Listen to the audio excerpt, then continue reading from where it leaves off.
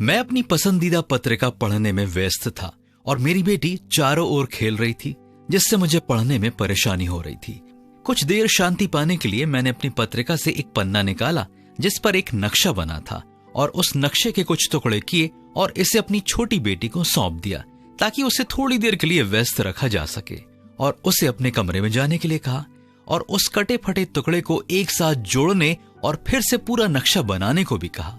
मेरी छोटी बेटी पर मेरी सारी चालें चलने के बाद मुझे यकीन हो गया था कि अब मैं बिना किसी अशांति के पत्रिका को पढ़ सकता हूं और मेरी बेटी को नक्शा जोड़ने में काफी समय लगेगा।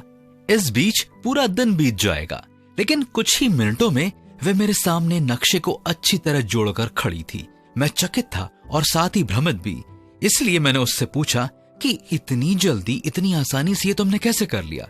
वह मुस्कुराई और मेरी तरफ देखकर कहा कि ओ पिताजी, नक्शे की दूसरी तरफ एक महान इंसान का चेहरा बना था। मैंने बस उसका चेहरा पूरी तरह से बनाने की कोशिश की और वह दौड़ी और बाहर खेलने को चली गई। मैं अब भी आश्चर्यचकित था। इस कहानी से हमें क्या शिक्षा मिलती है?